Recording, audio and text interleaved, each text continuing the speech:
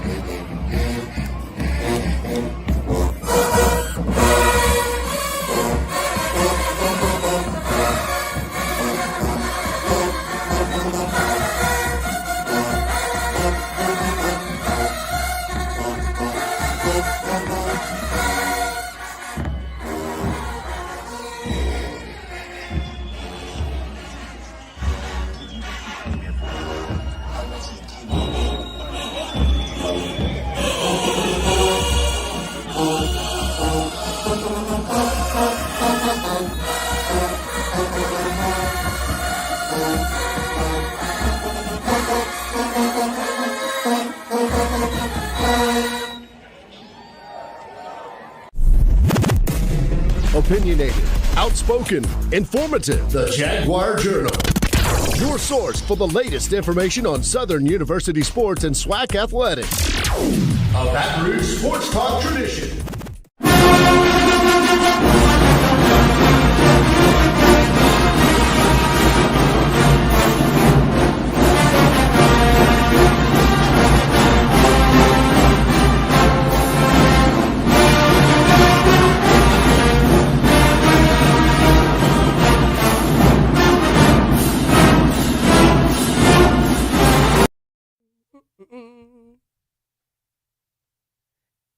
And good morning, ladies and gentlemen. Welcome to the Jaguar Journal on this beautiful Saturday morning. I'm your girl, Brandi B. Harris. Mike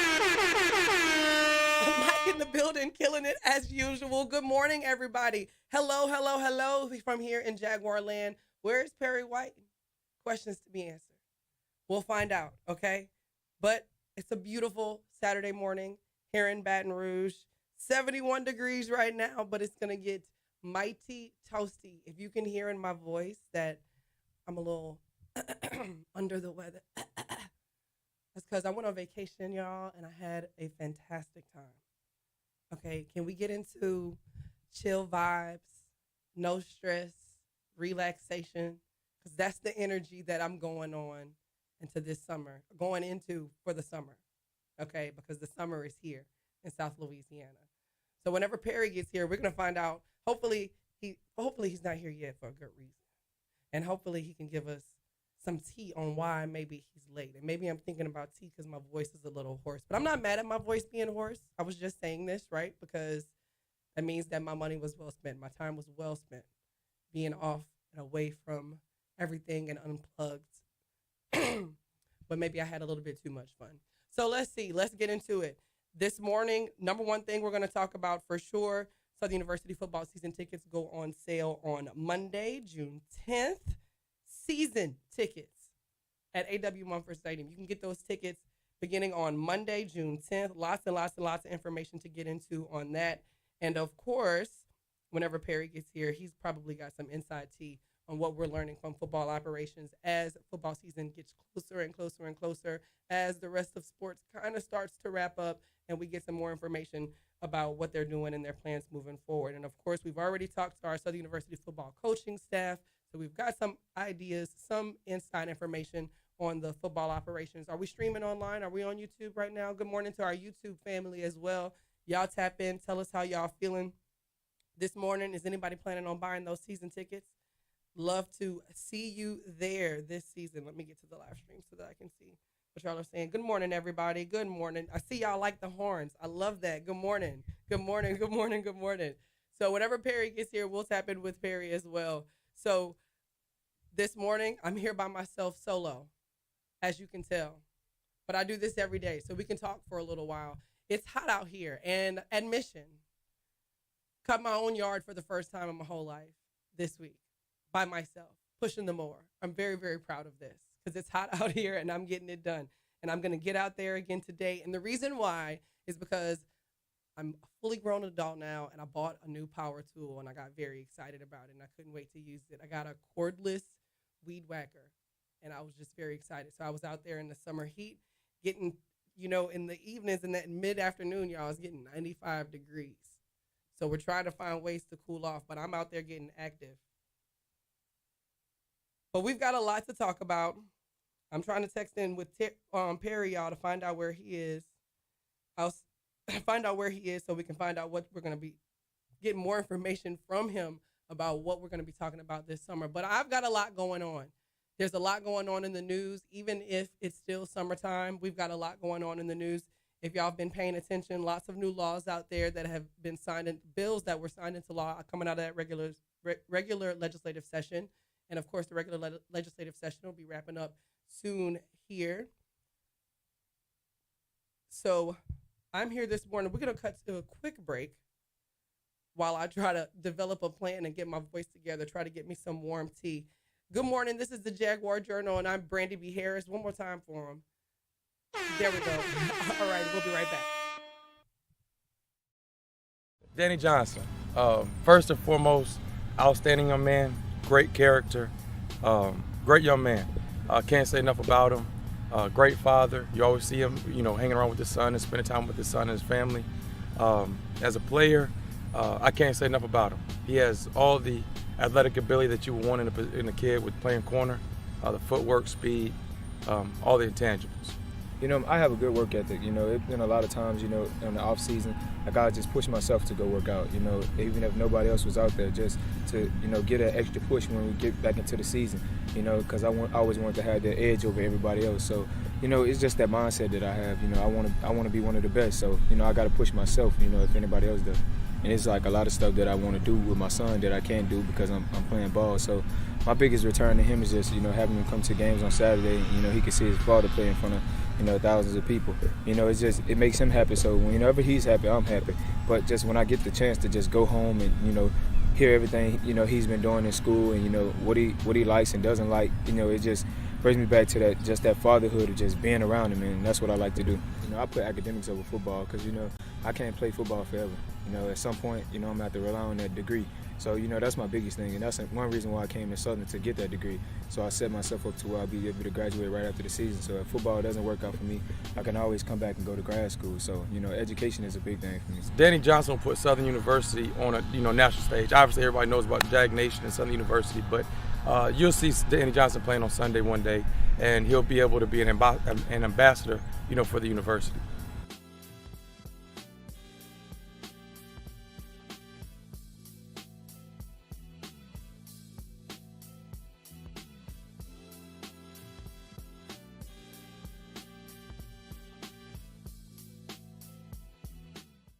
What's going on, everybody? I am Perry White. I'm the host of the Jaguar Journal. I want to make sure that you guys tune in live each and every Saturday morning from 7 a.m. to 9 a.m. on 107.3 FM. We also have our affiliates in Alexandria, Louisiana, as well as down in New Orleans. And if you're not able to catch us on radio live, you can subscribe to our YouTube channel as well as follow us on Facebook. It's the Jaguar Journal.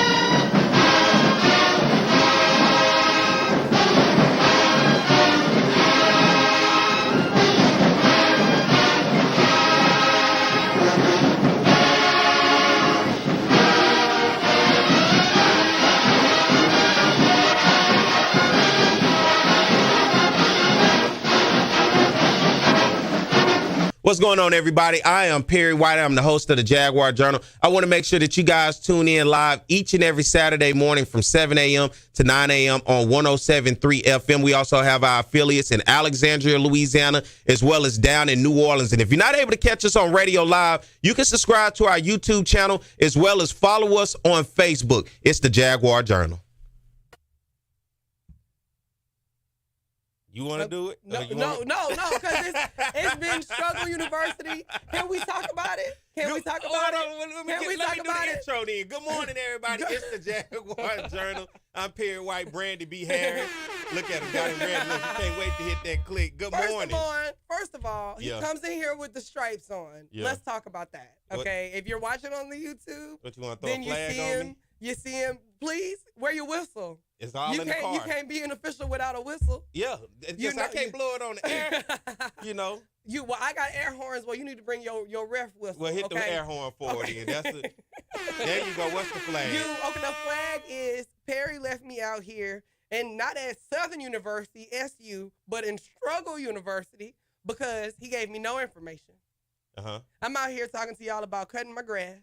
You can do all that. You talk to him about flying kites, and cutting grass. How my voice is still recovering. It sounds very boisterous this morning. And no, I just got a new win. I feel like I just got a steroid shot or something because Perry comes in here with his officiating uniform on. Yeah. And left me with no information. Yeah. And has all this information. Has a long laundry list. Has a CVS receipt list of information that he left me without. I thought I got it to Mike. Mike, did she no. As soon as we went to break, Mike was like, oh, yeah, so we doing and he was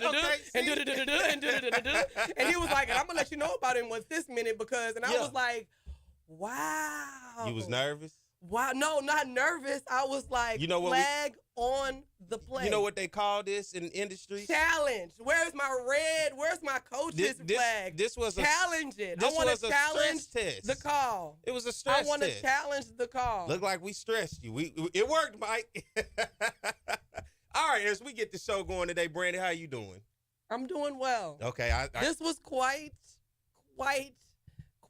the walk into the studio for you today. Did you get it out on today? A scale of 1 to 10, I'm going to give you a solid 7.475.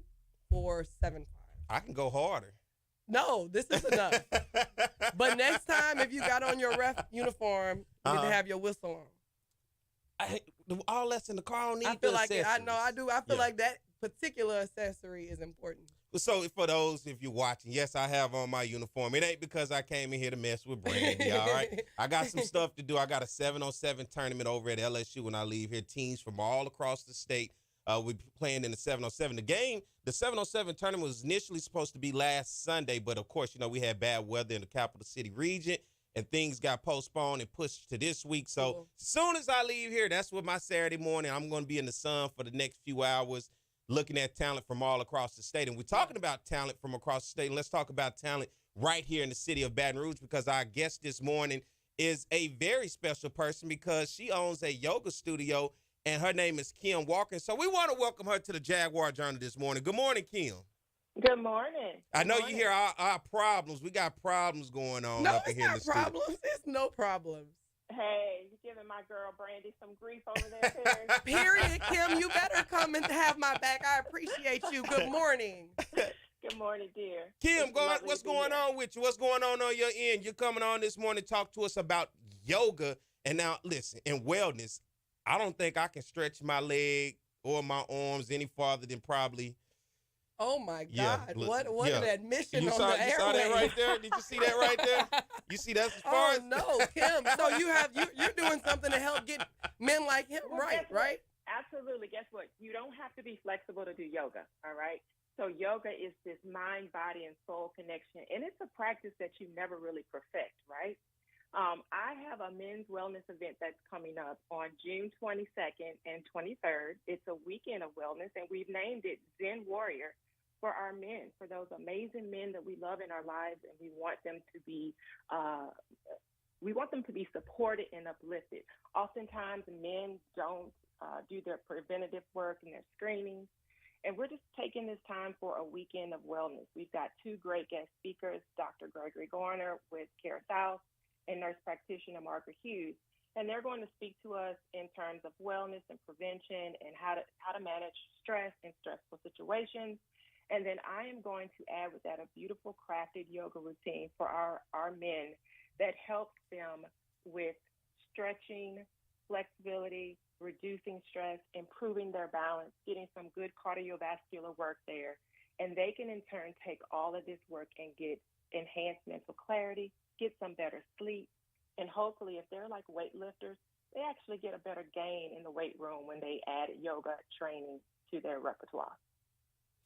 Oh, I could definitely tap in on this, Kim, Oh, because okay. I work out a lot, quite a bit, and stretching is actually, and yoga is probably the number one way that I get that flexibility in, right? Because I'm not really good or consistent about stretching, but yoga is that active recovery day where I'm not necessarily off from working out, but I'm still getting in, a lot of that stretching and flexibility. Can you talk to me also about how it gives you a lot of clarity? Like, I always feel so calm after I'm done doing my yoga.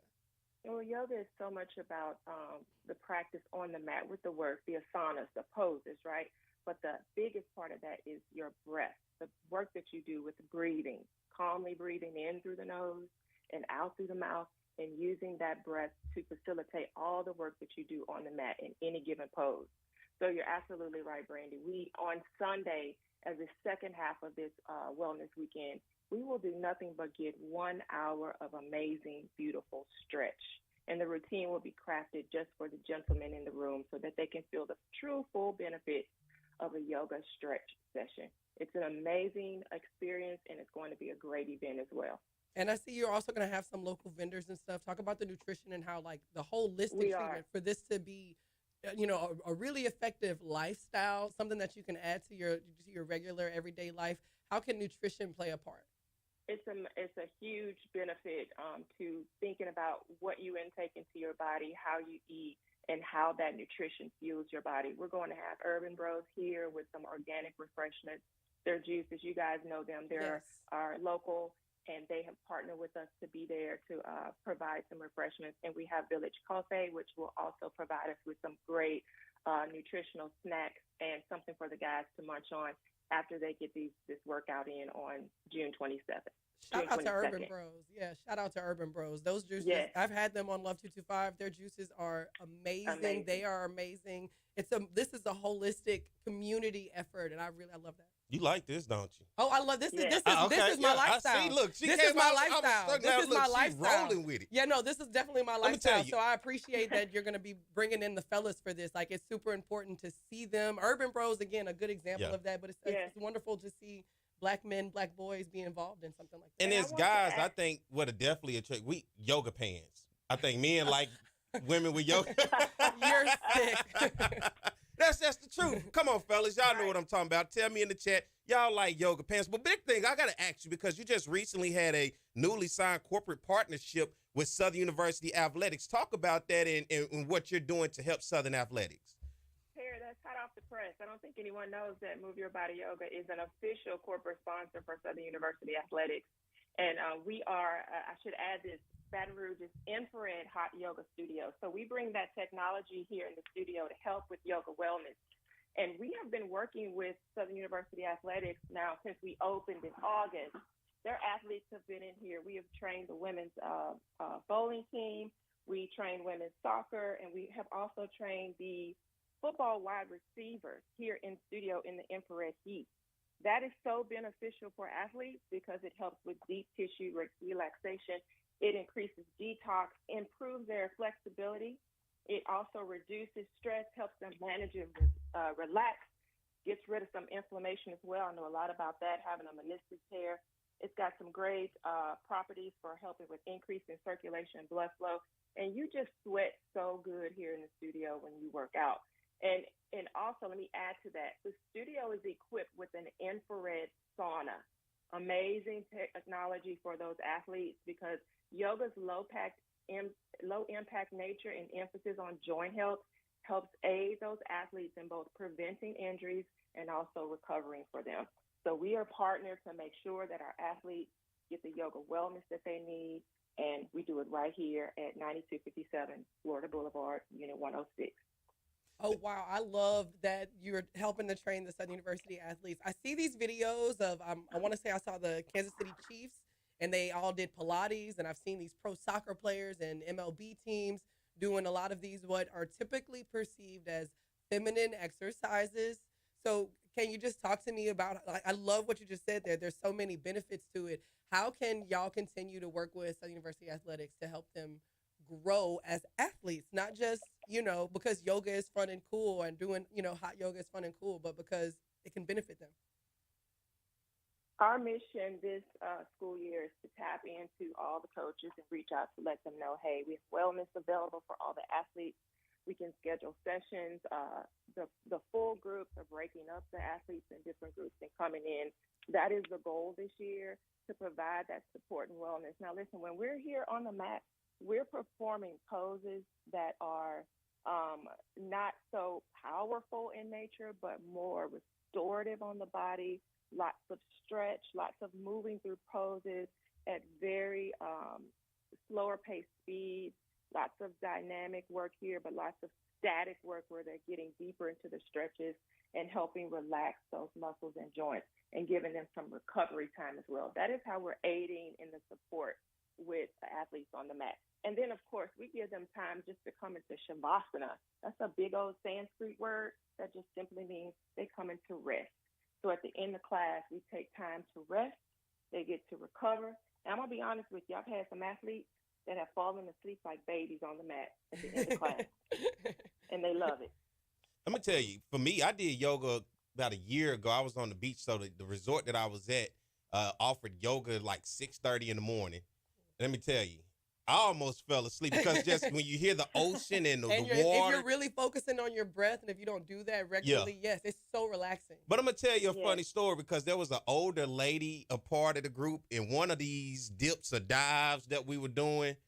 I heard somebody pass gas. She tried to act like it wasn't her, but I knew it was her. All right. Let me ask you this, Kim. That lady, she did try to act like it wasn't her, but it was okay. They say for men, if you want to find a good woman, you go to church, you go to this, but are there good women, single women in the yoga studios? There's amazing, beautiful women in the yoga studio, particularly in this community. We're a growing community, and we've got some wonderful people here. I always say that my studio is selling itself because I haven't had to introduce a yoga member to each other yet. It's just that kind of community. My members are introducing themselves to each other, and they're connecting, and they're finding community in our space. And we're doing it every day. We're open 7 days a week, and we can start it at 5:15 a.m., Perry and Brandi, so you can come join us for a class. Whoa. Oh, wow. Oh, One more time, give people that address over there on Florida Boulevard. We are Move Your Body Yoga at 9257 Florida Boulevard, Unit 106. We're right around the corner from the new Amazon complex. And again, we've got our Zen Warrior Men's Wellness Weekend, June 22nd through June 23rd. You can find all of our event information at www.moveyourbodyyoga.com. And we're the same name on Instagram, Move Your Body Yoga. Move Your Body Yoga. On Instagram and Facebook. The Men's Yoga Wellness Weekend. What a fantastic opportunity for Black men to connect in the community and learn something new and just all feel appreciated and restored and well. I want to know when the women's yoga wellness revitalized weekend. That's Terry, that's every day. Oh, that's all. Look, you know what? Just tap into the community. That's why you need to go that weekend. I'm tapping in. That's why you need to go that weekend. I'm tapping in. Mike, what's up? You want to tap in with me? We can go to the Y'all yoga studio. Y'all need to go that weekend, tap in, kind of get a part of it, and then after that, become regular. Fellas, y'all hear me? I'm trying to, become regular. We ain't got to go to the bars and the club and the happy hours no more. You could be doing that while you're restoring. Yeah, we go to the yoga studio. Wellness. Fantastic. Terry, I'm sending you a link today. Thank you. Thank you. And now, what do men wear to yoga? What's the appropriate clothes to wear to yoga? You can wear just some loose-fitting clothes. Some guys like to wear like a biker short under their loose-fitting shorts, a dry-fit type short, dry-fit shirt. We have yoga mats here in studio if you don't have one, so don't worry about that. Bring a towel, and, of course, bring your water. You got to be hydrated to come in the studio. No fancy equipment needed.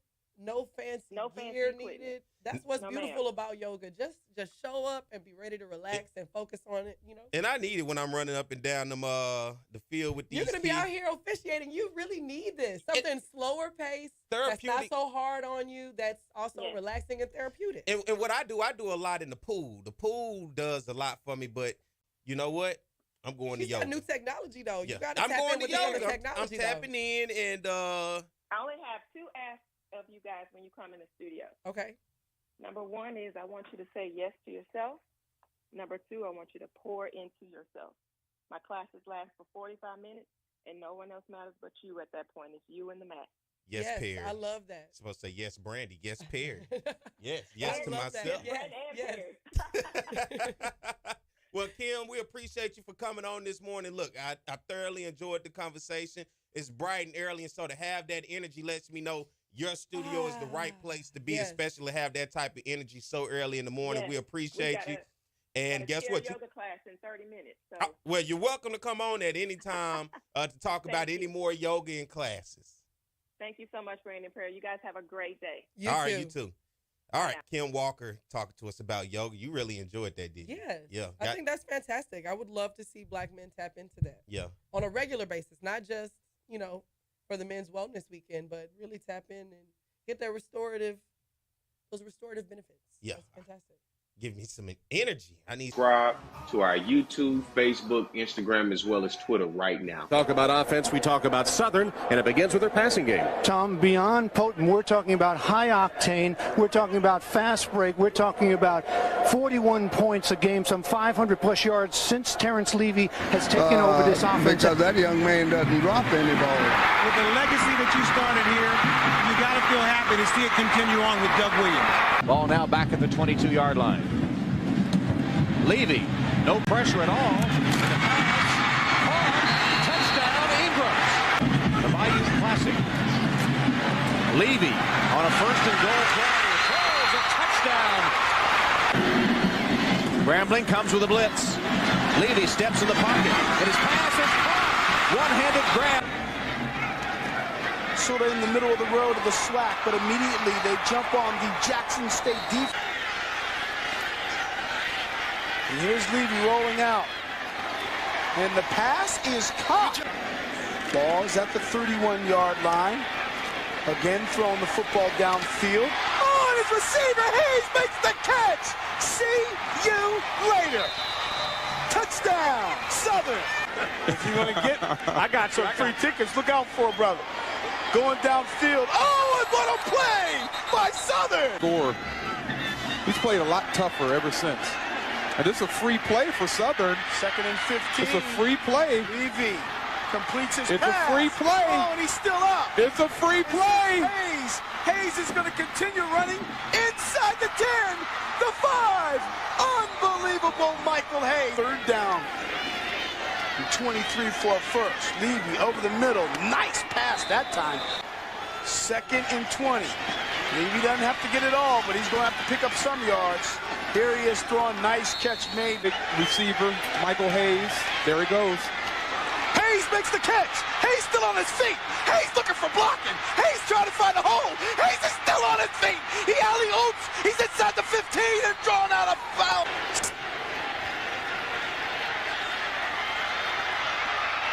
Touchdown. Backfield. Plenty of time for Levy across the middle. Has his man at the 15. I don't know if you want to break the spirit of Terrence Levy or not. Here he wings one wide open down the middle and a one-handed grab made. The way. 3rd down in 4. And here's Lewis off the catch. Lewis still on his feet, and Lewis is streaking down the sideline. Touchdown. So they move back 5 yards. Levy on 3rd down. Looking down the sideline. Yes, sir. Big time player. Guys stepping up like they're going to blitz. All right, good morning to everybody. It is the Jaguar Journal. Hope you guys have had a good week and enjoyed that last session, fellas. We're going to yoga. All right? We're going to yoga, fellas. I'm Perry White, Brandi B. Harris. Look, you see, I see Mike when his hand's just sitting, I'm like, let me hurry up and go and get it because he's ready to get his hand off of that. Hey, I love that. Thank you to Ken Walker coming on talking to us about Men's yoga. Yoga Wellness Weekend, June 22nd and 23rd. That is it. Now, fellas, I Move hope your to see body you there. yoga on Florida Boulevard. Fantastic. That's it. Hey, as we keep the show going, guess what? There's going to be a big event next week in Opelousas. Now, you know that area very well. They typically hang out in that area. But for the families and the friends and the people in the Baton Rouge, Lafayette, that whole area right now, if you don't have anything to do next weekend, there's going to be a battle of the bands next weekend, Summer Band Jam over in Opelousas, Louisiana. And it's put on by a Southern University grad. And guess what? It's good to have him on the show this morning, my man, Justin Patterson. Justin, good morning. Good morning, Perry. What's up with you, guys? Yeah, not much, man. How you doing? I'm pretty good, man. I'm actually in the airport right now as we speak, heading to support another summer band event, which is crazy, you know. Keep the culture going, you know. Well, let me ask you this, because last year you had this same event over in Opelousas, and I came. My mom came down from Arkansas. We went over, took my son, and just a family outing. Let me tell you, we had a great time, enjoyed it, to see and support college and high school students from all around the region and everywhere else to come together. And then guess what? These summer bands give students things to do during the summer, to learn music, to perfect their craft, their hobby, whatever you want to call it for them. But then you bring all these bands together from all these different places, bring them to the small metropolis of Opelousas, Louisiana, for people to enjoy. Talk about the Summer Band Jam Battle of the Bands this year. This year, Summer Band Jam, this is the first time I have 5 bands. Normally I have like 2 or 3, but this year I went on a women, got 5 bands. The regulators from Baton Rouge, 337 All-Star Band from the entire 337 area, Houston United Mass Band from Houston, Golden Triangle, that's a band that consists of Orange, Texas, Port Arthur, Texas, and a couple of small cities right before you get into Houston. That's why they call it the Golden Triangle. If you're from the Texas area, you know. And a new rising band that's from Shreveport called the Port City All-Star Band. Now, a little back history on these bands, if nobody understands what it means. This is literally community bands. You have kids from like 5th grade to people as old as 45, 50 years old come together on their own time to represent their city in these different bands, and then we make mass bands battle it out. So, Terry, like you say, you're part of the culture. You understand how it works. So that's the backstory on how these bands get started. But yeah, in Opelousas, Louisiana, I do it in Opelousas because Opelousas is like the center point between Texas, Baton Rouge, New Orleans. You know what I'm saying? It's like 2 hours from New Orleans. It's like 2 hours, depending on whatever. You come from Texas, and 1 hour from Baton Rouge, and it's right there in Lafayette. So that's what made me start Summer Band Jam in Opelousas, Louisiana. Actually, it's Lafayette 337. Sometimes I have it in Lafayette, and sometimes I have it in Opelousas. Let's talk about the location, the time, tickets. Give the people information. That is anybody that's listening. Let me tell you, it is a great, fun family event. If you're not doing anything next Saturday, to go over to Opelousas, let them know where to go, what time, and what tickets, and how to get the tickets. Okay, so the doors open at 5 o'clock, and it's at Donald Gardner Stadium in Opelousas, Louisiana. VIP tickets are $20, and general admission is $15. All tickets will be sold at the gate, Perry. You know, I'm an old school guy, but we have a swift line. We have a swift line on how you get in the gate. But at Donald Gardner Stadium in Opelousas, Louisiana, doors open at 5. The event start at 6. I ain't trying to have you out in the hot sun, Perry. I appreciate that, because listen, my son laughed, hey, damn hot. But listen, I thoroughly enjoyed it. Even my mom. My mom. That's what I wanted to say, because if you went with your family, I was wondering, is this for band heads? Is this just for the people that are deep in the band culture, or can you just go and just enjoy yourself? No, it's not. It's actually, I joked about this the other night. Summer band is turned into a dance team trabaco, you know? And so if you in a dance, if you into like, you know, anything in the performing arts, from band to dance, is a family event, and it really goes crazy. It's like, this shows you band in its essence. Like, you know, in band, when you're in school, the colleges and the high school, you have a lot of rules. In summer band, we don't have too many rules in all-star band. You can play as loud as you want to, you know what I'm saying? As long as we keep it controlled, you can talk crap as much as you want to, and the band's in a close environment, so that's what makes the action. So, yes, it's a family event. Come out and have fun. I'm going to have the snowballs out there getting Perry. I'm gonna have the food vendors out there. It's gonna be popping this year, guys. Yeah, and let me just say, because I married a man from the 337. Okay, from that St. Landry Parish area, and the food gonna be good. Yeah. The food gonna be good. I'm just gonna say that the food gonna be good, and if you know, the food gonna be good. If they in Opelousas, if they in OP, the food gonna be good. She blushing right now. The food gonna be good. So that sounds like quite the family event. That sounds like it's gonna be quite the event. And it is, man. Because listen, my mom enjoys. She liked the atmosphere, but I wouldn't call her a band head. She just she say, "Ooh, they got that SWAC sound." That's her whole. Oh, they got that SWAC sound, but. She enjoyed the entire event last year. She just want to be entertained. She's not necessarily into all the little specifics. Yeah, it's just if it's good, then she'll say, "Oh no, they don't sound good." No, look at them dances. You know, so it's for anybody. Yeah, it's for anybody. It's for anybody. You know? Okay, I like that. And I'm taking my family. I'm taking my son, my daughter, my mom. My mom will be down, and so we're all gonna go because guess what? First of all, we're gonna support Justin's a Southern University grad, so first and foremost, we got to go support a Southern grad. And this event, when I saw the crowd last year, you saw from the babies all the way to the great grandmas and grandpas that was out there, and everybody enjoyed it. And guess what? They out there supporting their family members, their kids, the nieces, the nephews, the grandkids, all of that. Plus, it's just good for the summer to give these kids something to do. And guess what? Music is a way to, what I feel, that can ultimately motivate and inspire the next generation of little kids that may look at it and say, you know what, maybe I want to pick up a horn now. Right. Oh, no, fantastic. You know, so I enjoyed the event. And when my mom sat down and really sat through it, I was like, yeah, this is a good event.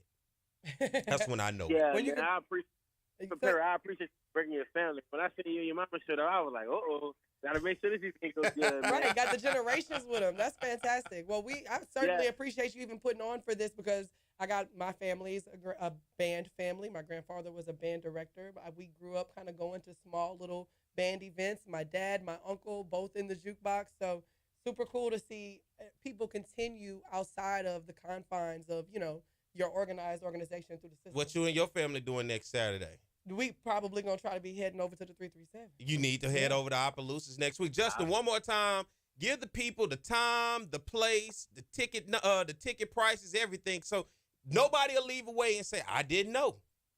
Okay, so it's Donald Gardner Stadium, 1524 South Market, Opelousas, Louisiana, 70570. Opelousas, Louisiana, doors open at 5. The event will start on time at 6. General admission is $15.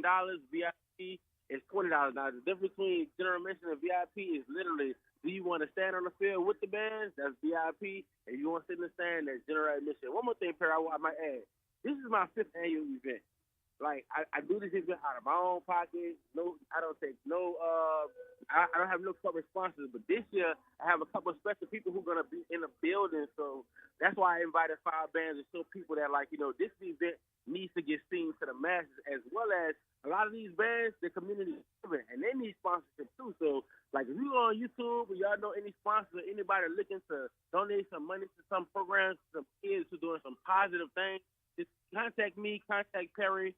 Go on YouTube, Summer Band Jam. I have all the information and all the bios of the videos. This is something that I really think the world needs to see, Perry, because it is really a community-driven and self-driven event that we doing in summertime. And in South Louisiana, nobody respects bands more than South. Anywhere in the country, you go. This region right here. Yeah. South Louisiana respects the band. Justin, give your YouTube channel as well because you have some great content out there for people to watch. And I know the kids love it, the adults, everybody loves it. Talk about your YouTube channel and give us the contact for that as well. Okay, my YouTube channel is Smash Time Production. SMASH-TIME. I have one of the biggest HBCU and high school marketing channels. So if you have a favorite band and it's some PWI band, type in Smash Time Production on YouTube, you will find my channel. Summer Band is the easiest thing. You have videos from 400,000 views to videos from 3,000 views. So it's easy to find. Well, man, listen, Justin, I appreciate you for coming on this morning. Guess what? We're going to have you back on next week as well, the day of the event, to promote it.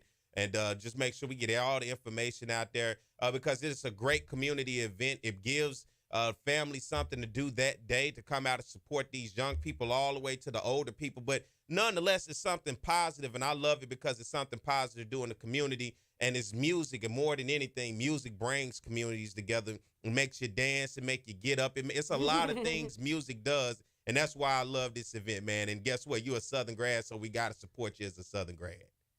Yes, sir. Class 2004. Man, I appreciate it, Perry. I appreciate y'all having me on the side, and you do a lot of good work in the community, Perry. I don't think people give you your flowers enough. I'm looking forward to seeing you commentate upcoming football season, but that's another story for another day. Holla at me, Perry. I got you, man. Appreciate you, Justin. All right.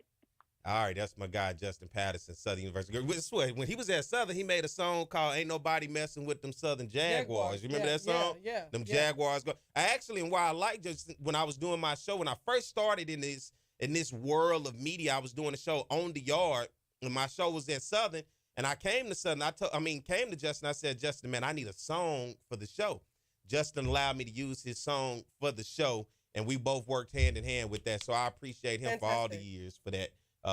Because that song really went hand in hand with the show and which what we were doing. And so for all the band heads, and even if you're not a band head, if you just like the music, trust me, plenty of people like the music. When I'm in New Orleans and I'm in the parades with Southern's band and I'm walking down St. Charles or any one of those streets, you'll be surprised at how many people from all walks of life enjoy music. Mm-hmm. So if you enjoy music next week in Opelousas, and we'll have Justin back on to talk about it again, to get those tickets, go over to Opelousas. Guess what? You say old school. You just got to walk up to the gate. That's what they only going to have tickets at the gate. No, that's it. No early tickets. No that's early fantastic. tickets. Let me tell you a funny story. So you was talking about the food, so it's different. As we was headed over there last year, my mom, so a couple years ago, I found out about chicken crackling, right? Oh, wait. Okay. Yeah, hold on. Let me finish. Let me finish. I love it. I know. Listen. You just, I'm so hungry. Don't jump on me. All right. So, but my mom had never heard of it. Uh-huh.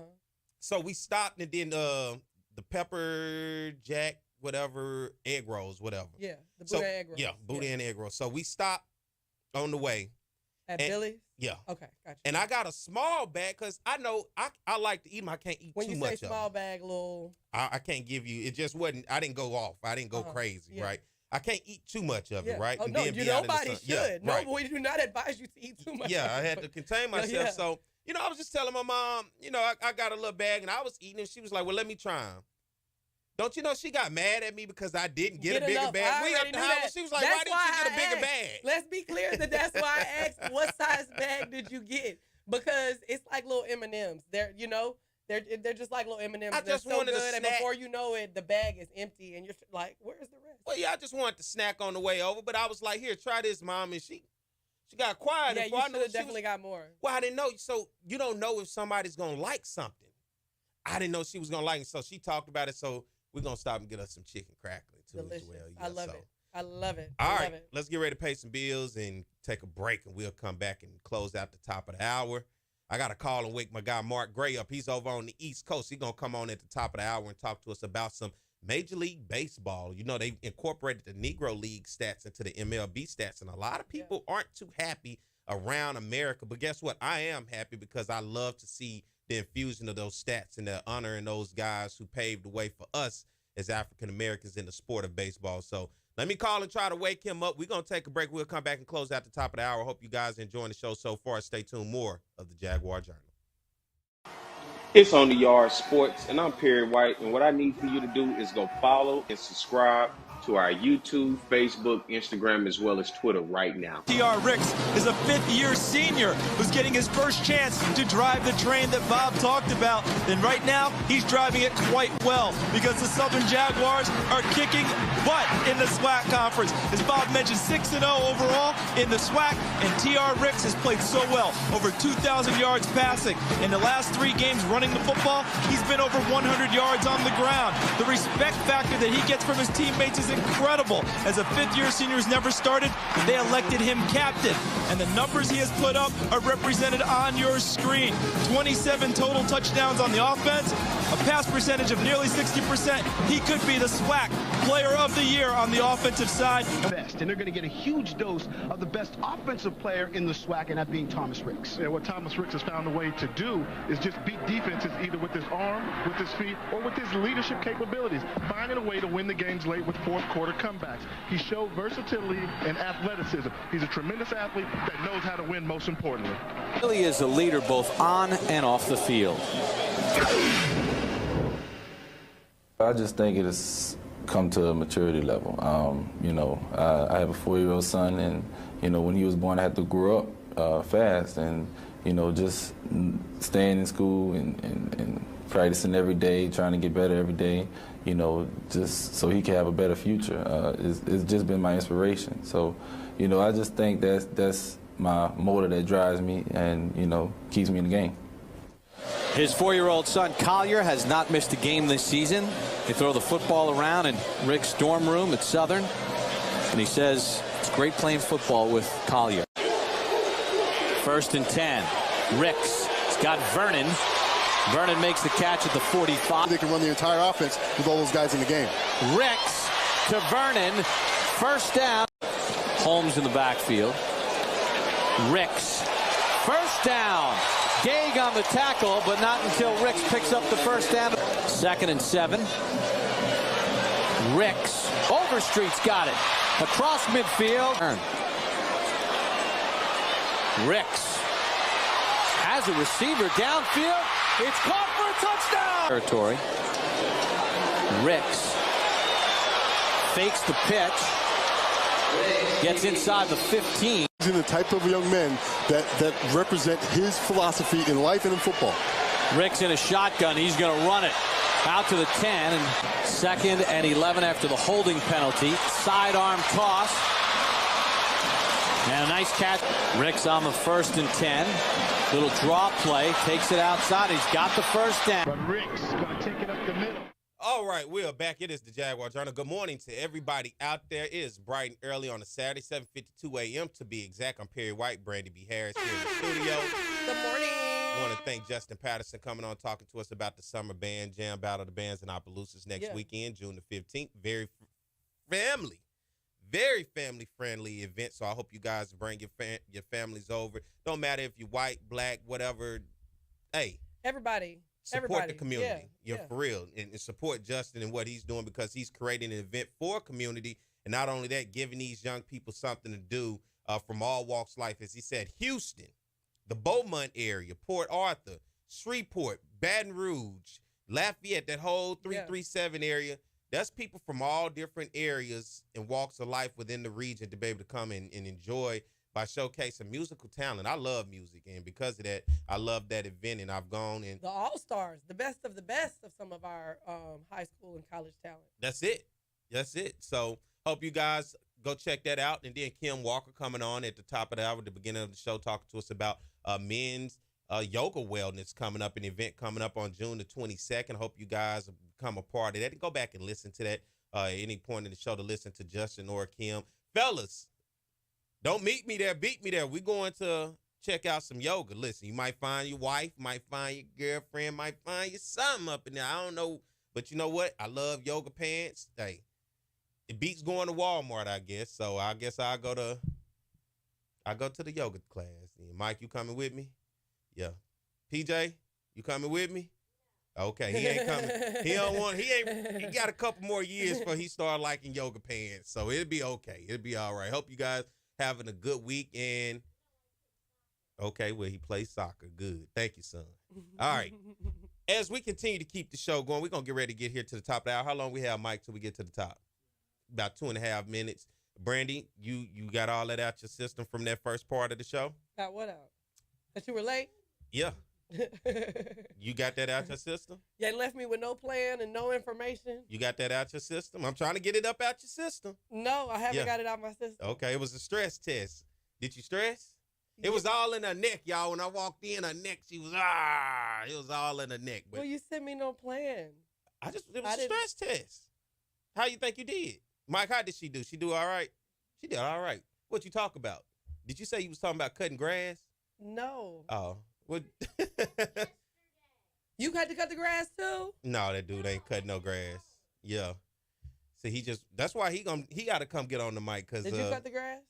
I do a lot. Yeah, I cut grass. I trim rose bushes, and then, we go for our walk. He got a scooter, so we go do that. Then we go jump in the pool.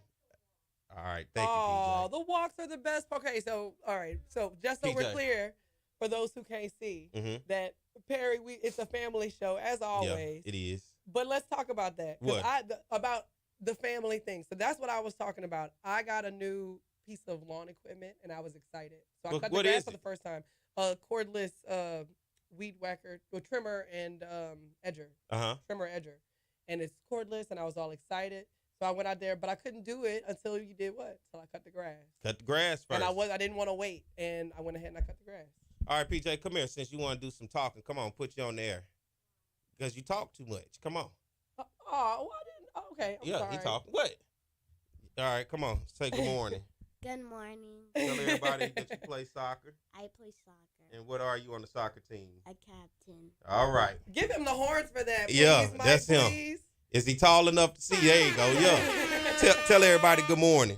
Good morning, everybody. Fantastic. The kids, boy, I tell you, they just silly. I love that energy. That's wonderful. That's wonderful, especially in June. Father's Day is not this Sunday, but next Sunday. That's fantastic. Yeah, what they say, all fathers expect nothing on Father's. Really? Oh, that's what they say, because the Mother's Day, and Valentine's Day. I don't know. I never heard that because we always have a good time for Father's Day. We're gonna make sure that Perry feels celebrated for Father's Day. Well, okay, everybody. Well, I think we need to go to break, right? Yeah, Mike giving us the sign language. All right, let's go ahead and go to break, and we'll be back for the top of the 8 o'clock hour.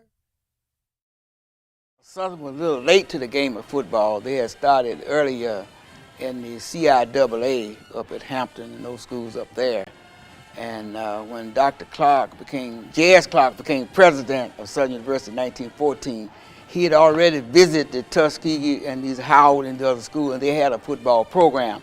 And he wanted to compete with them, not just in the classroom, but also on the football field. So it started as an intramural. We had intramurals when we first came in 1914 through 1916-17. And then the intramural program evolved into the varsity, into the football program in 1918. Coach Big Charlie Holmes from Colorado State, he came here as an assistant coach, but he took over around 1922, 1923, and he did very well through the early 20s. But he came up to 26. He broke even. He was expected to do well, and 27. I don't find any records where he won any games there, and he was replaced. But the person he was replaced by was a legendary. Name is Bryce Union Taylor from the University of Southern California. Out there, he had been an All-American. He was the guy that stopped the four horsemen of Notre Dame, and then he went to Chaffin University in South Carolina at 27. In 1928, he became the head football coach at Southern University and athletic director, and he really put Southern on the map. He had a lot of firsts. First of all, he had the first All-Americans we had came under him.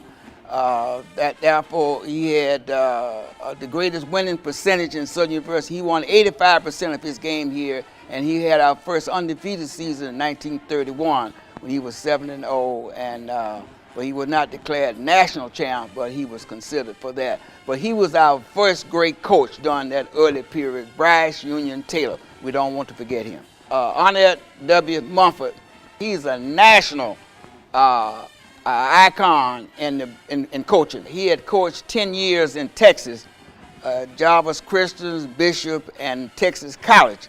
But the last 5 or 6 years at Texas College, he was very, very outstanding. He won 2 SWAC titles, and he had won a national black championship at Texas College and 35. So therefore, Southern was interested in getting him here, and Dr.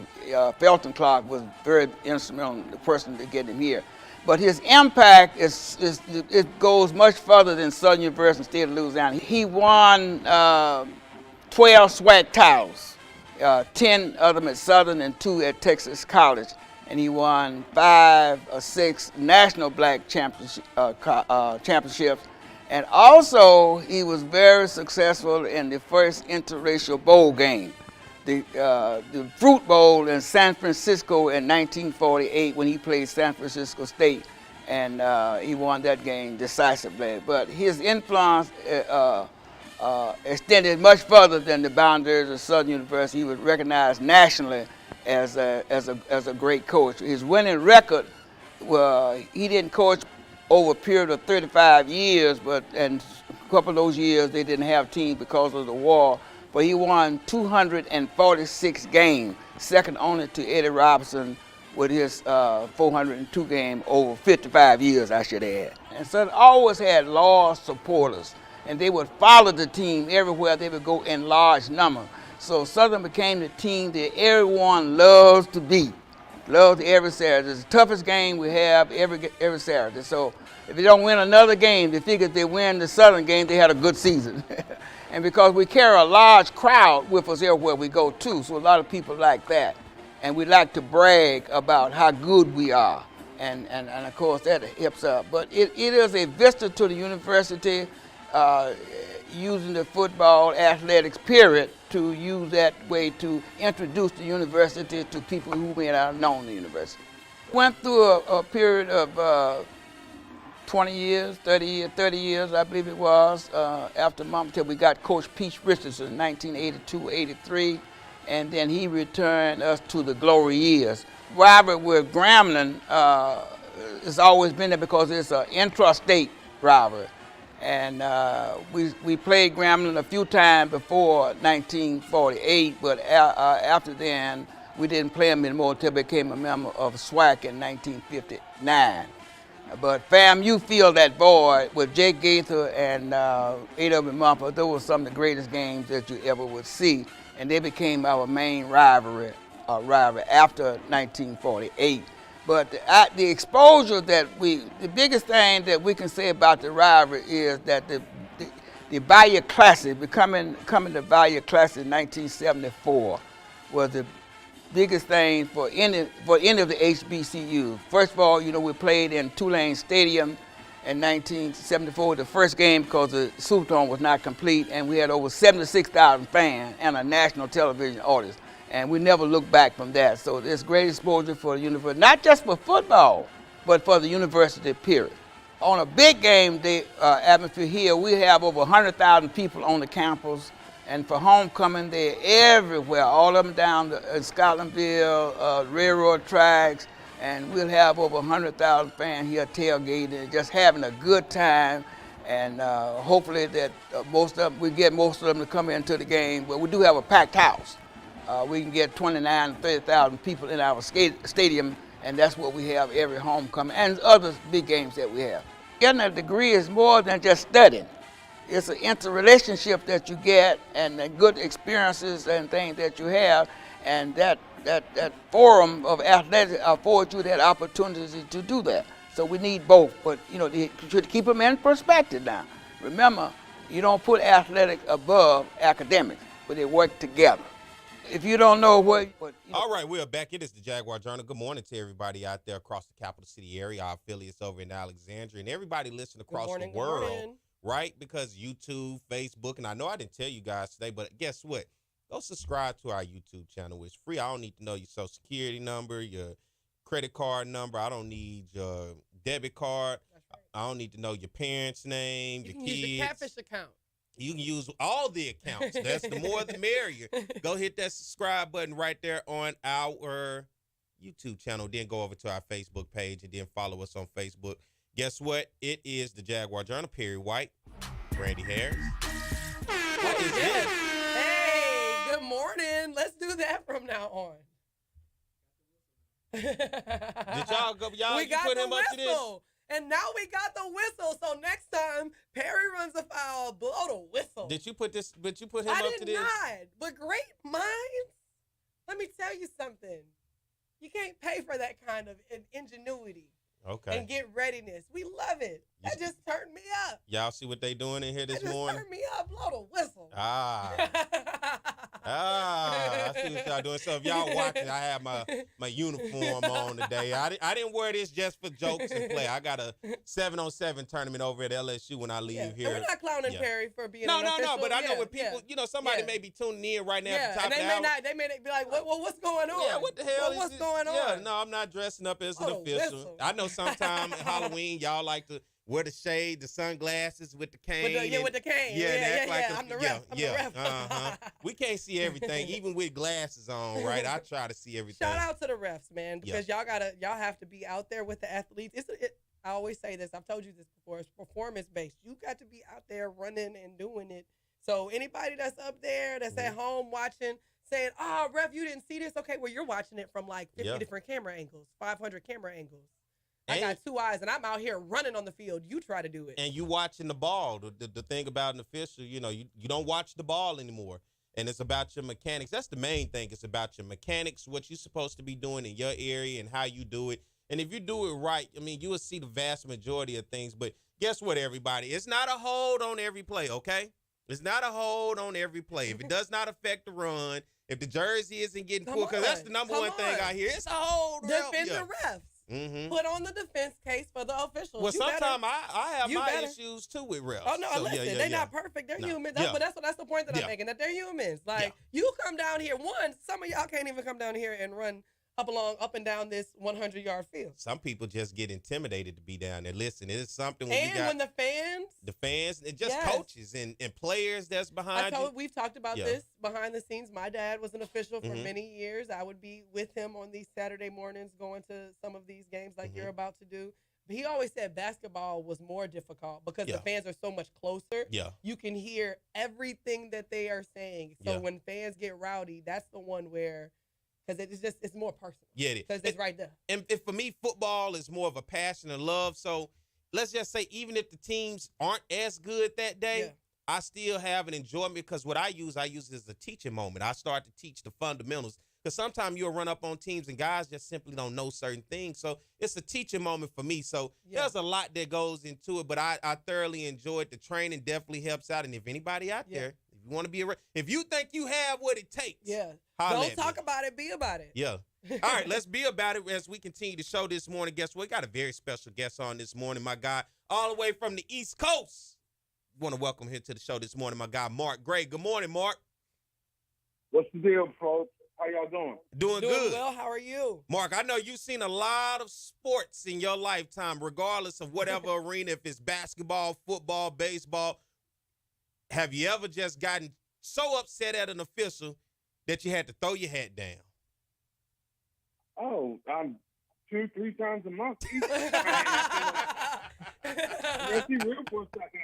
I thought it was interesting that you was talking about how guys sort of are officiating and almost like, checking the box.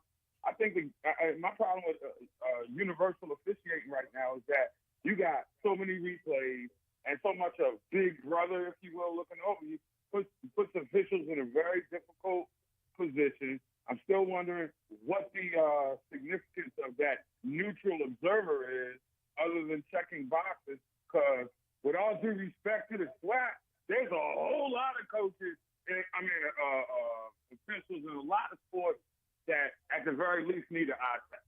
I think you and a lot of people probably would agree. And, I'm going to try to stay because, the SWAC is the SWAC, and I do have listen, when I'm on the sidelines, I'm talking to them. I'm always asking, hey, what association did you come from? Where are you from?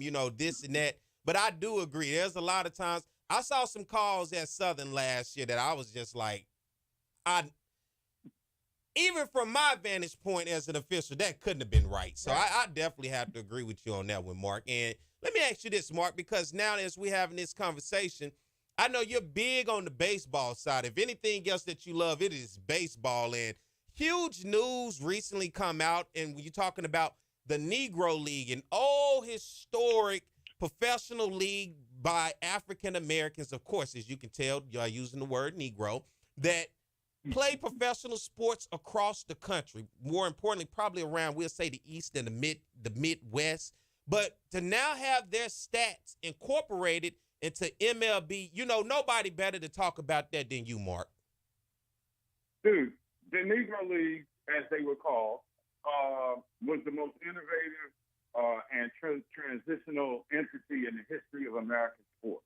I mean, let's just go there. When you think about Rube Foster and the rest of the owners coming together to create a league in the throes of Jim Crow, managing it, creating business opportunities for people in those communities, and for giving black players their only form to play in, by far, you've never seen anything like it. The only thing that I would put close to it is probably what we're looking at right now in terms of the WNBA, and that's more of a gender-based thing than a race-based thing. But clearly it was the most transformative sports league in the history of America. That being said, I'm glad to see that, the number crunching stat geeks went to work and did their due diligence to prove what people like me who had studied the league and had, Pop and Uncle to take you to the barbershop and listen to the really OGs talk about the greatness of Sasha Page and Goose Tatum and Josh Gibson, and to see it come to life in terms of respect. I mean, Josh Gibson now is officially the greatest player in baseball. Put a stock in that Ty Cobb stuff, put a stock in that Babe Ruth stuff. I mean, let's be real for a second. He clipped both of them in all-time batting average and all-time home runs respect. To me, Perry, it's a one. I'm glad that the few guys who are remaining who played in that league are able to see the shine come to them, to be honest with you. But for the most part, I mean, if I'm real with you, it's about damn time. At the risk of sounding like LeBron James when he won his first world championship, it's about time. We've known this for 100 years. The numbers have been there. Guys did their due diligence. And, if you're a black baseball fan in the world today, the shine will go on for the rest of your life. I'm really, dude, that was like Christmas when I saw that story finally come out last Wednesday. And it's just a great moment in time. And it just brings back memories. I mean, dude, we all Southern fans. Give our props to Luke Rock. You know what I'm saying? I mean, these dudes were coming out of HBCUs, playing in the Negro leagues, and then going to the show. I mean, it's tremendous, man. I'm glad those guys got their props because they was treated like trash by society.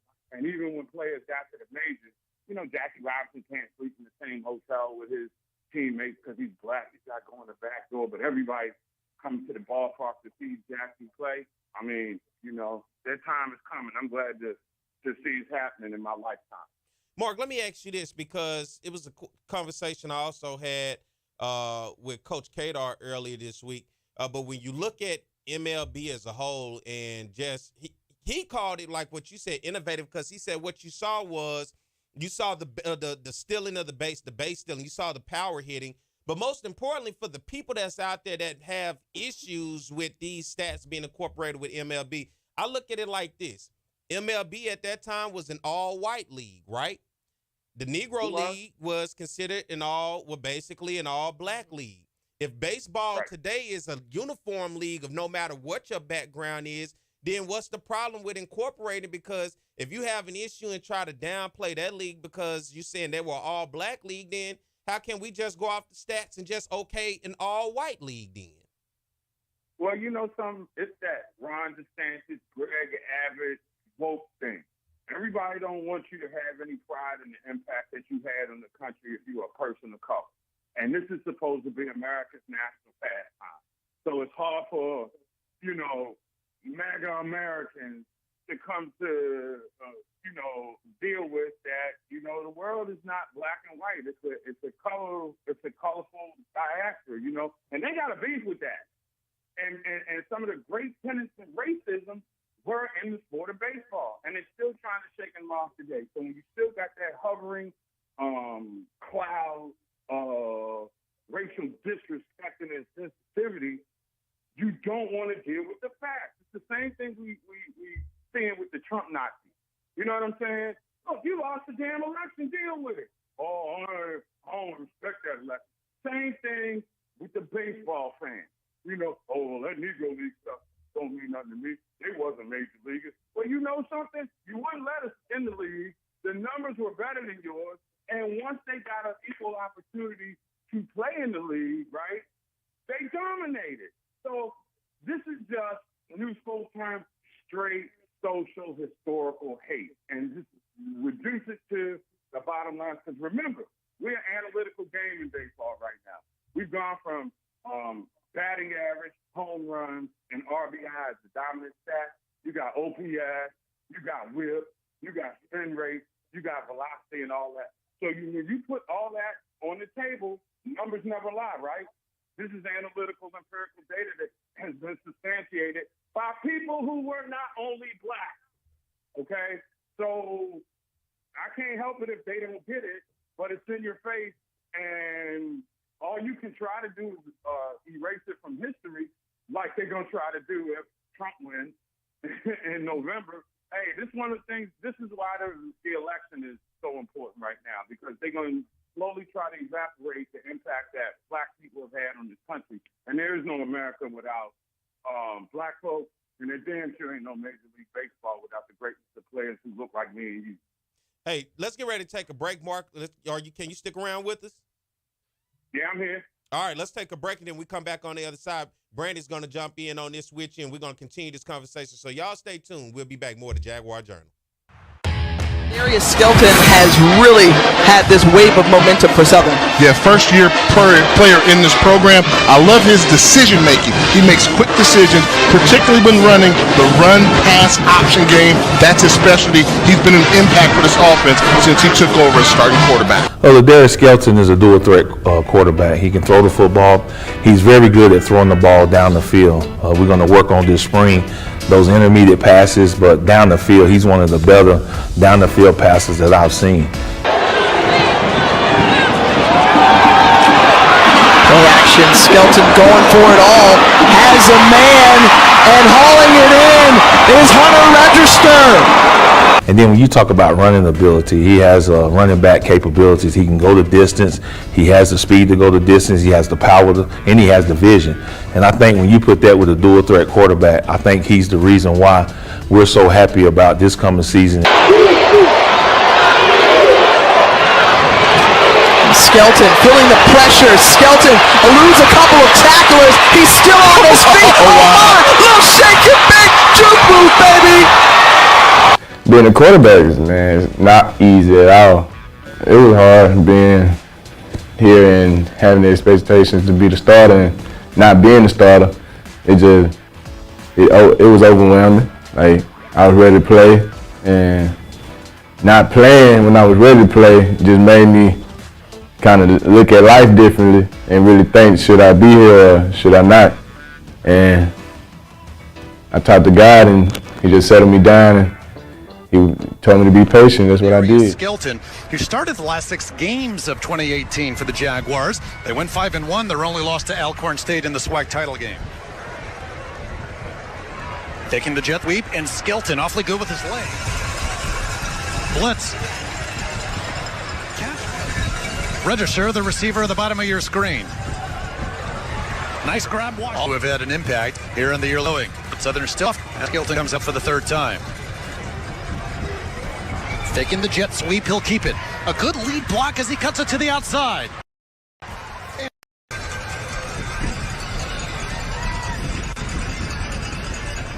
The fake to Ben. Skelton will run. And dragging with them for a few yards. Darius. The time stepping up into the end zone has registered. Flag down, catch made, touchdown, and it's actually first quarter yards. Southern 121, McNeese 40. Fresh set of downs as we begin the second quarter, and looking deep, Skelton for Register. What's going on, everybody? I am Perry White. I'm the host of the Jaguar Journal. I want to make sure that you guys tune in live each and every Saturday morning from 7 a.m. to 9 a.m. on 10. All right, good morning to everybody. It's the Jaguar Journal. We're going to jump right back into it. Perry White, Brandi B in here this morning. And we got my guy Mark Gray holding it down over the airways. Good morning, Mark. Good conversation we're having. Yeah, it is. You can't correct the wrongs of perception without good stimulating conversation.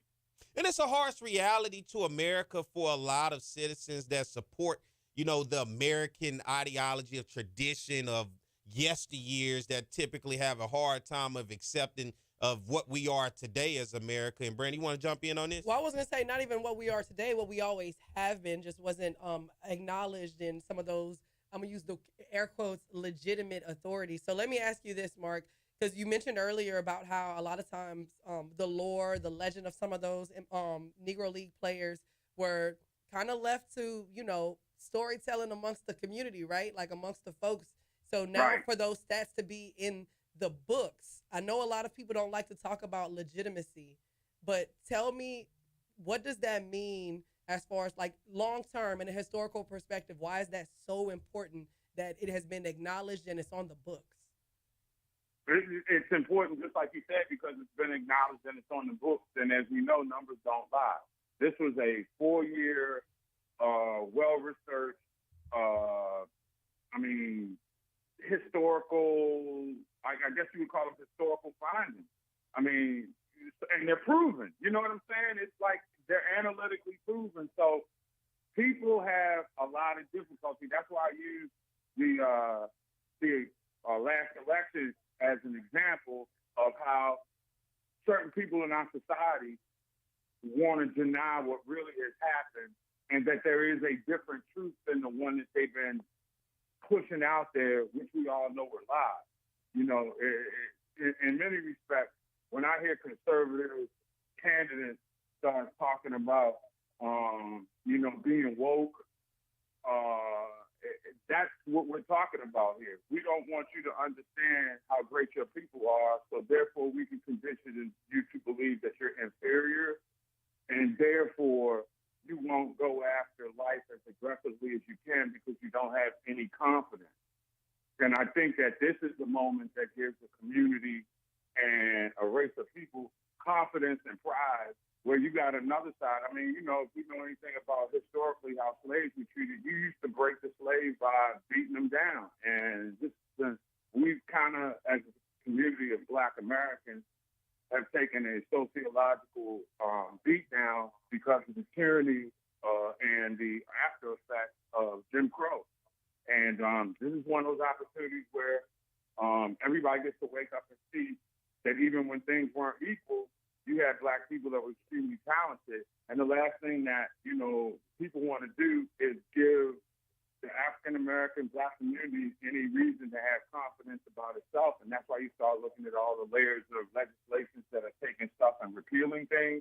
So this makes America look at itself in the face. And sometimes what you see in the mirror is a reflection that you don't like. And that's why you're getting the pushback by, the racists who don't believe.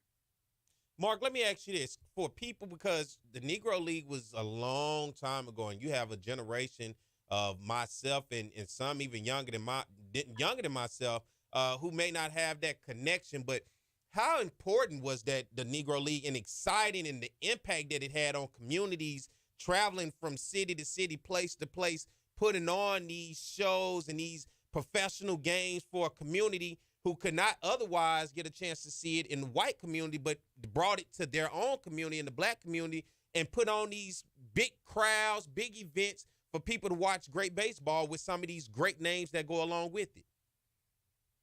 Man, that's it's so important, right? If I'm understanding what you're saying, is because let's frame it in the context of Black college sports. Yeah. Okay? Not HBCU sports as it's commercially palatable these days, but Black college sports, where the NCAA wouldn't let Black schools compete, so we dominated in the NAIA, right? It's the same thing with Negro League baseball. We deny us access, we create our own forum and our own platform, and we succeed.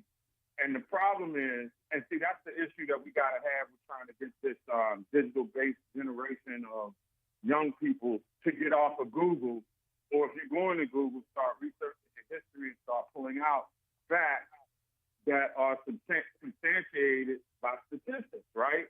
And that's what we've done here. So that's why it's so important. We have tendency to, and I think we've been divided as people on a lot of different levels, and I think this is one of those seminal moments that can kind of bring everything at least full circle. You look at the way that HBCUs and Black colleges, of which most Negro League players went to.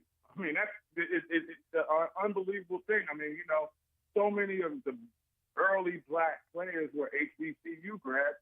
They couldn't play college baseball at white schools, so they went to black schools, and they came into the majors and dominated the league for about 25 years. So you put everything into the mix, you start looking back at it from the perspective of how Negro League and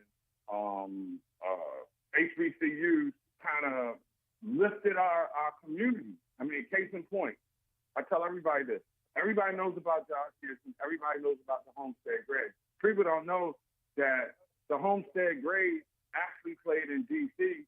when the old Senators were bad on what is now a plot of land that is Howard University Hospital. You go into Howard University Hospital, you can see home plate from Griffith Stadium that still sits there as a, symbol of, black professional sports ingenuity, so to speak, because Rube Foster helped broker the deal to get these teams from Pittsburgh to come down to, and Pittsburgh in Homestead, where the Grays were. They played in D.C. to save baseball in D.C. Nobody was going to the Senators games because the Senators were terrible, but everybody came to the ballpark, black folks and white folks too, to see Josh Gibson when he was representing for the Homestead Grays that were playing here in D.C. Because they can make more money at the time than they can make in Pittsburgh because you had an avid fan base down here.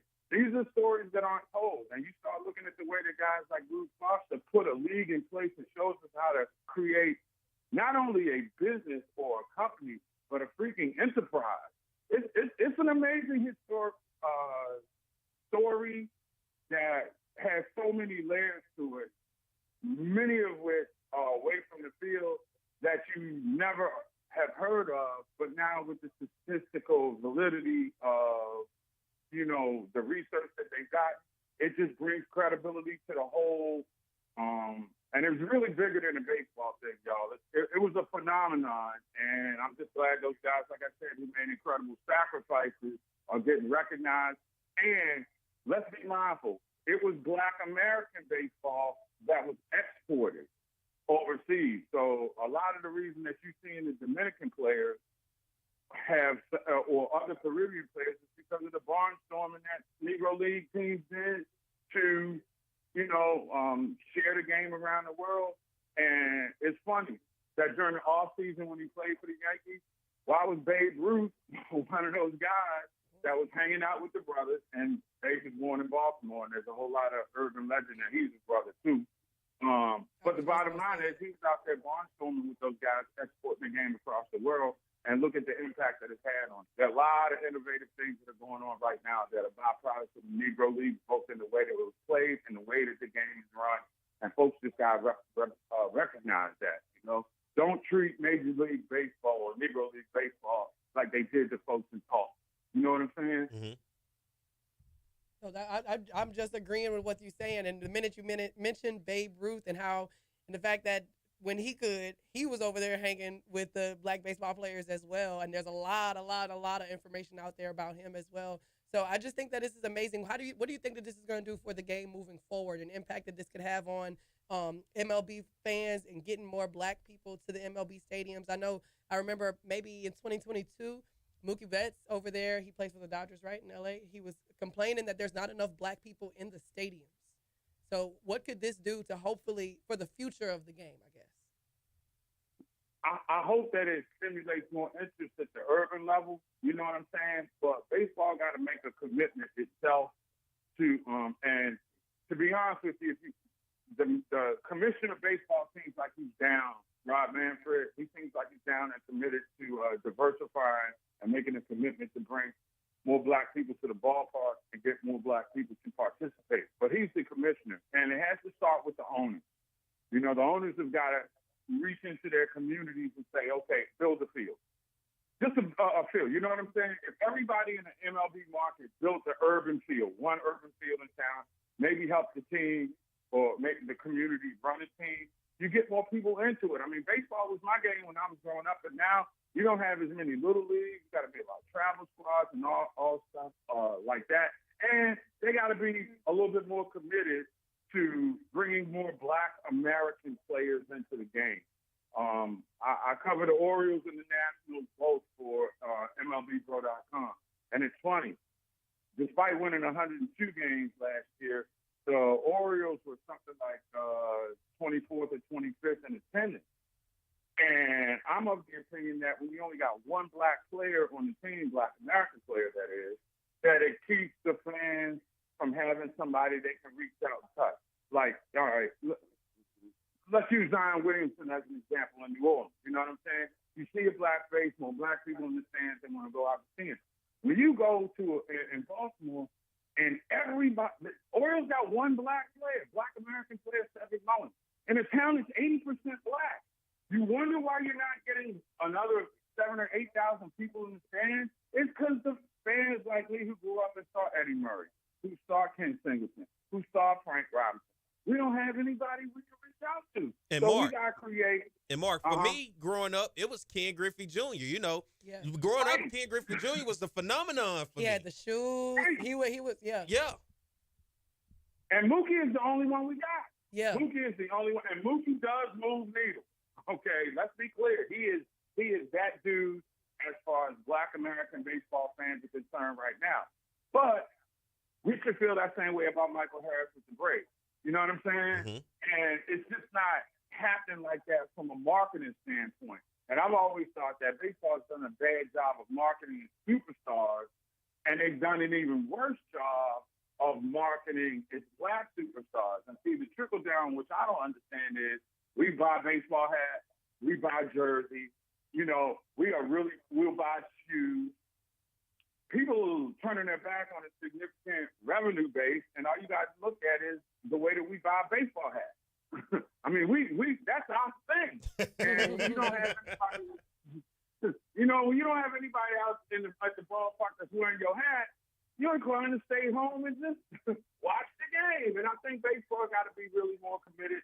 I just don't know if in the next 4 or 5 years, Commissioner Manfred is going to have, enough time to follow through with this mandate, because he said he's only going to be commissioner for 5 more years, and there are a lot of other things that he's going to do. But I think that, in all fairness, until he came along, nobody else wanted to address the historical context and the Negro League thing.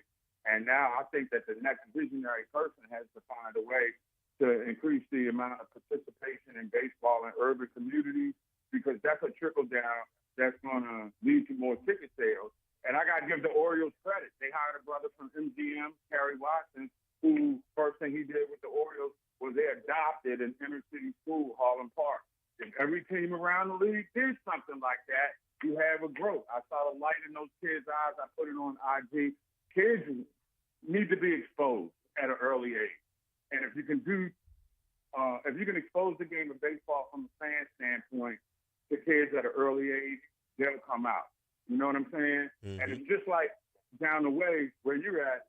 Kids go to high school football games when they're in elementary school, and that fuels their passion to become the next great SEC fan, because it's a passion like that. Baseball hadn't figured that out, man, and until they figure it out or intentionally committed to it, I think the game could be having this conversation for a few more years. And if that's the case, then it would be detrimental, because I'm just wondering how much longer the fans are going to continue to show up. Although the league does say that it's looking at having a 6 to 8% increase in fans by the end of the season, based upon how over the first quarter of the year fan attendance has been. But, I mean, you know, what does that mean to the Black American community?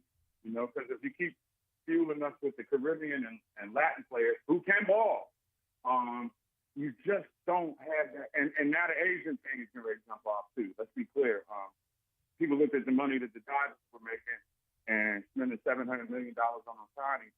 But what they got in exchange for that was the entire continent of Asia to sell their jerseys and the unis on. And I just think that baseball needs to follow that kind of model with kids in the inner city. And maybe it will increase the growth of the game, participant-wise, and it definitely put more butts in seats, and all owners want that. Mark, let's take a break right quick and pay some bills, and on the other side, let's close things out with you. Can we do that? Yep. All right, yeah, y'all stay tuned. We'll be back more to Jaguar Journal. It's On the Yard Sports, and I'm Perry White. And what I need for you to do is go follow and subscribe to our YouTube, Facebook, Instagram, as well as Twitter right now. For the first time in the 79-year history of the Southwestern Athletic Conference Elite Championship game determines the overall champion today. Live from Legion Field in Birmingham, Alabama, it's the champions of the East, Jackson State, taking on Southern, the champs from the West.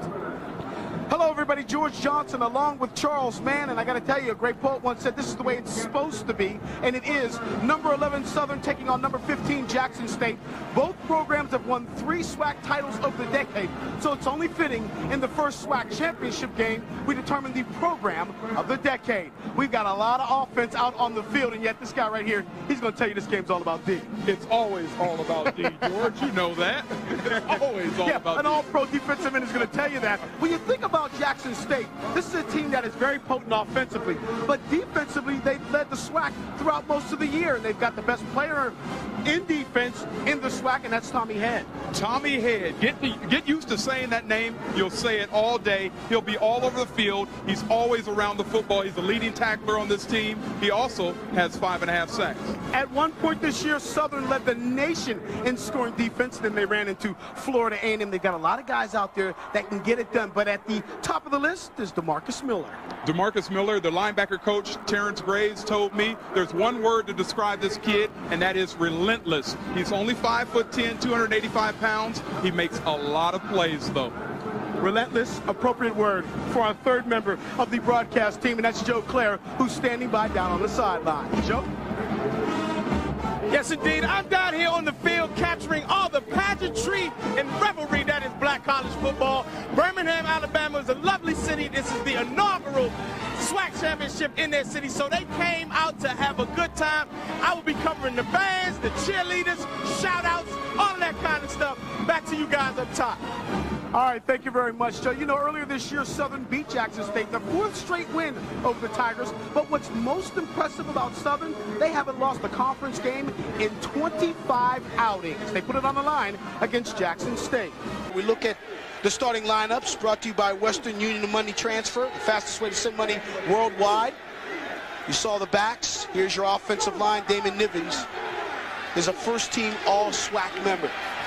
Defensively, there's your starting lineups for Jackson State's defense. Chandler, Tommy Head, Edward Reese, pretty good middle linebacker.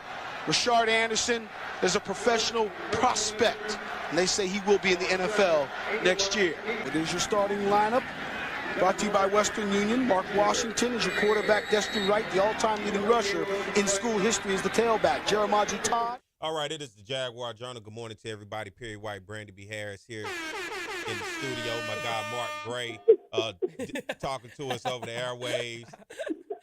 Acknowledge it. You can't just let it happen. Mark, and act like it didn't happen. You like Thank that, Mark? you, Mike. I did like that. I don't know what you call it.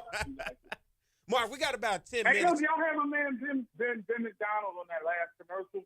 You know, Ben's one of the analysts for the Orioles. So I see Ben quite a lot up here around the way. Mark, look, we got about 10 minutes with you. I want to close things out with you because what you were talking about, African-American baseball players, not really seeing a lot of them and representing on the major league side, and really seeing a disconnect of a baseball to the African-American community. Because of that, how much is that affecting HBCUs, in which I look at a guy, you know, Roger Kadar, who was a great in his time, College Baseball Hall of Fame, and 5 or 6 other Hall of Fames that he's a part of, but during his era, from the 80s all the way into the 2000s, sending guys to Major League Baseball, winning championships, going to these regionals and representing a small HBCU from Baton Rouge and showing them big-time players can come from this school, and they were African-American players. But now when you look at baseball, that same level of baseball isn't quite there. And how is that being affected because the lack of baseball presence in our community, Mark? Well, a lot of it has to do with the fact that there are a whole lot of white baseball coaches and Hispanic baseball coaches at HBCUs. And coaches are inclined to recruit people who they are comfortable with. They like to be in their comfort zone. And oftentimes when you don't have Black American coaches, who know where Black American talented players are not getting jobs, that's one of the things that I think is adversely affecting the numbers. And then, you know, we can't run away from it. A lot of schools have killed off programs because it's very difficult to have enough scholarships for both baseball and softball because of Title IX. And so there's some financial resource issues that I think are facing HBCUs. And when you got to make a choice, softball is in now, baseball is out at most schools. And I think that's the problem from an HBCU standpoint, because the HBCUs were the pipeline for Black American players. I mean, you know, with all due respect, I can make a compelling argument that the best outfield in the history of baseball would have been from FAMU when you consider Andre Dawson, Marquise Grissom, and Vince Coleman. If Tim Raines had went on and not signed to go right to the majors out of high school and had played at FAM like he was supposed to, then we might be having a totally different story right now. But I think that's a big factor, because if you start, you know, doubling down and looking at the absence of Little League programs and the absence of HBCU programs, that's why I think contributes to the paltry numbers of Black American players that are competing right now. And until we can work on, like you said, man, more HBCU programs getting back into baseball and inner cities, I don't know where the I just don't know where the future players are coming. I mean, everyone, you know, the SEC does a good job. I remember Vanderbilt had Kamar Rocker about 4 years ago, and we were expecting him to blow up, and it just didn't happen. But the long story short is we got to find a way to make baseball an easier game to participate in, and give people, you know, people of color an opportunity from the United States to play. But I will say this, and this is me talking, I think a lot of times organizations and teams are scared of drafting high-end talent from upper middle class Black families because they know that what they're worth, whereas you probably can get 3 talented major league caliber players for the price in the Dominican Republic, because they are flesh peddlers, selling guys off to this guy and letting him coordinate deals and then taking most of his money. But we got to find a way to bridge the gap between the places that we could be participating in and create opportunities. And I think the RBI program is one of them. But when you don't have coaches who are going to the RBI World Series to check out the young Black talent, then how do you get folks in? It's an ugly situation, to be honest with you. In about 5 more minutes, Mark, and I want to jump in with you because, you know, I look at a situation that even made it hard for African Americans, like that Jackie Robinson team from Chicago that went on to win the American side on the Little League World Series, and all of the flack that everybody gave, it kind of was almost discouraging the way that you saw America go against this team simply because they were Black, more so than you see the uplifting of all the other teams that you see year in and year out that's predominantly white. You said it best. I mean, right there, that hurt. I think what happened was the Danny Almonte thing in New York with the team from Brooklyn when they had that scandal that went with that Little League team that was doing it big at that time. So you're right. I mean, those were big blows, but still, man, that happened at the Little League level. You got a level after Little League, like college, that you can impact. You know what I'm saying? Yeah. So on the one hand, I understand the perception, but I'm not quite sure that's the total reality. I really think Mark Gray does that baseball is scared because you have to be of a certain socioeconomic place to compete in baseball, and a lot of African American families aren't in that middle to upper class income strata that you got to be to take kids to travel teams and all that kind of stuff. And I don't think that baseball needs to be all that expensive. And then you got the camp thing. It's a socioeconomic thing for a lot of Black people that are hindering a lot of Black guys unless they're from places like Atlanta or down south where they can play year round. That are and let me tell you something about black parenting, because a lot of these kids out here, as a black parent with a son playing baseball, the Marucci bats, it is you when your kid goes up to bat with a $250 bat or $100-something bat, you are expecting things. You know what I'm saying? Or just because they're on a team where other kids have that equipment. It is I cannot stress how expensive travel teams are. And you mentioned earlier about having fields in the community and making the game accessible. If the MLB is serious, they can invest in some simple infrastructure. It's not that expensive for a multi-billion-dollar industry to, in their cities, build a couple fields. Just that is a simple fix. Or Right, and that's a beginning.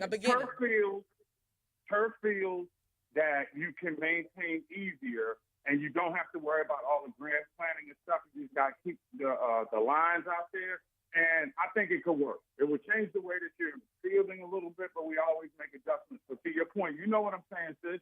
It's too expensive for a lot of families to deal with the travel teams that are going to get the players to get the college scholarships or potentially be drafted. And another thing is, we dealing with, and I had a former Nationals pitcher tell me this, you either have to have a famous last name or you have to be perfect. And that's a lot of pressure on Black American baseball players, kids coming up through the ranks, man, especially when you're in those small farm towns that are, MAGA places. It's an enormous challenge. The Black folks in all sports have been resilient throughout the course of history, and I think if they ever level the playing field a little bit more, which is what we try and do at MLBBro.com, more kids will get their shot. Mark, before we get ready to let you go, man, I thoroughly appreciate everything that you said and come on and had a conversation with us. Let the people know where they can find you and what you got coming up. We got about 2 minutes. All right. I'm assistant manager at MLBBro.com. We're going to relaunch the MLB Bro Show on HBCU Go starting this month. So I'll be posting a lot on the Sports Guru about that. And we also are heading to the Negro League Classic in Birmingham, and so we'll be covering that. And today I launched my show in Detroit on Rod Parker's Sports Rap radio station. So as we get the streaming piece out the way, I'll be able to post on that so you can check me out. So I'm back in the game, and we'll be talking some HBCU sports, so I'll be reaching out to y'all to join me too. Mark, want to appreciate you for coming on this morning, man, and taking sharing the time. Your expertise. Thank you, Mark. Man, because it's always insightful to be able to talk. Mark, hey, we talk about, you had Charlie Neal on. Mark I grew up watching Mark covering black college football in the 90s and coming into the 2000s. So once he and I was able to establish a relationship, man, ever since then, man, I've been happy and proud to be able to pick up the phone and call him, because he's one of the guys I used to sit and watch. He's doing the SWAC championships and all those the MEAC games. Listen, you were in our household because my mom set me down and we watched black college sports. And so, to be able to have you on here and have these conversations, Mark, as always, man, it's a pleasure. Hey, man, I love y'all. And I'm a Jaguar for life, even though I got my degree from Morgan State. It's all good. It's all good in the hood, Mark. You know that. Hey, look. I spent, I lived on 78th Avenue. My folks had me down at Harding Boulevard and 78th a lot when they were working there. And I love that place. And y'all be safe. All right, Mark, appreciate you. All right, man. Take care. Talk to you soon. All right, Mark Gray giving us a call over from the East Coast. Let's get ready to take a break. We'll come back. We'll close things out here on the Jaguar Journal.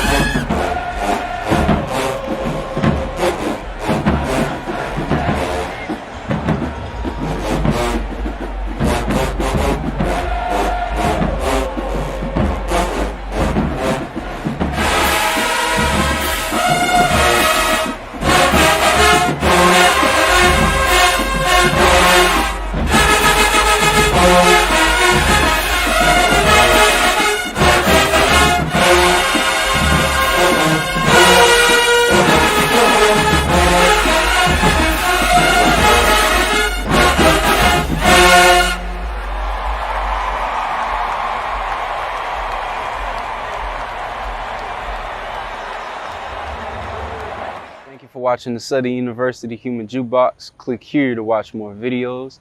And don't forget to like, comment, subscribe, and share. What's going on, everybody? I am Perry White. I'm the host of the Jaguar Journal. I want to make sure that you guys tune in live each and every Saturday morning from 7 a.m. to 9 a.m. on 107.3 FM. We also have our affiliates in Alexandria, Louisiana, as well as down in New Orleans. And if you're not able to catch us on radio live, you can subscribe to our YouTube channel as well as follow us on Facebook. It's the Jaguar Journal.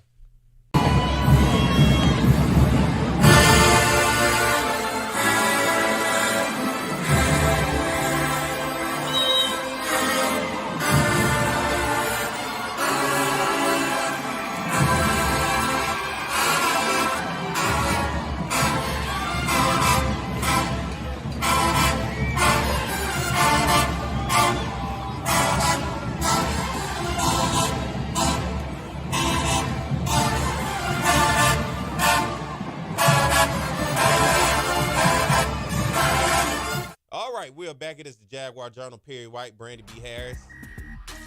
Come on, blow a whistle on it. Again, if y'all not watching on YouTube, Perry has on his referee uniform today. He's working. He's hustling hard. So we gotta blow the whistle. Blow the whistle. Blow the whistle. I love that. I hope that excites you.